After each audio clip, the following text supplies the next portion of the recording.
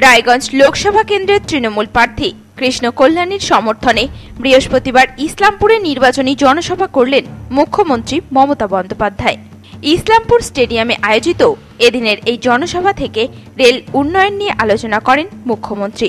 সেই সঙ্গে প্রধানমন্ত্রীকে মিথ্যাবাদী ও ভাওতাবাজি বলে আক্রমণ করেন মুখ্যমন্ত্রী। পাশাপাশি বিজেপির বিরুদ্ধে একাধিক ইস্যুতে তোপ দাগেন তিনি। এছাড়াও নির্বাচন কমিশনকে বিজেপি কমিশন বলে সম্বোধন করেন। এদিনের এই সভায় বক্তব্য রাখতে গিয়ে মুখ্যমন্ত্রী বলেন, কংগ্রেসের যে প্রার্থী দাঁড়িয়েছে সে তৃণমূল কংগ্রেসের ভোট কাটার জন্য দাঁড়িয়েছে। বাংলায় সিপিএম কংগ্রেস বিজেপির হয়ে কাজ করছে।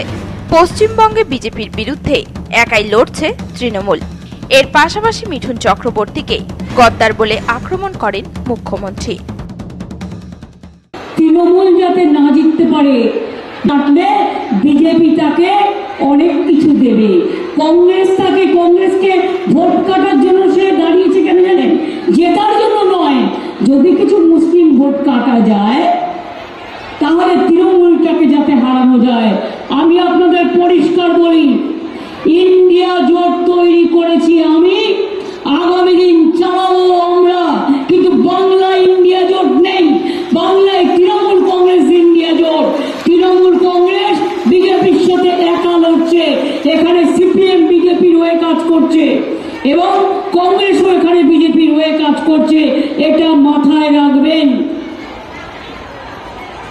বিজেপির ভোট পাখিরা আমি শুনছি, ফিল্ম স্টার থেকে শুরু করে, টুইঙ্কেল টুইঙ্কেল স্টার থেকে শুরু করে, মিডিল স্টার থেকে শুরু করে, চোর ডাকাত থেকে শুরু করে, মাফিয়া থেকে শুরু করে সবাইকে নিয়ে আসছে কি দেখো বাংলায় বদনাম করতে হবে আর বাংলার সিট জিততে হবে।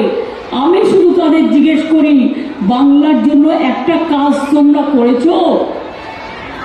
সিঙ্গেল ভোট করেছো? ভোটটা কেন দেবে মানুষ? কেন দেবে?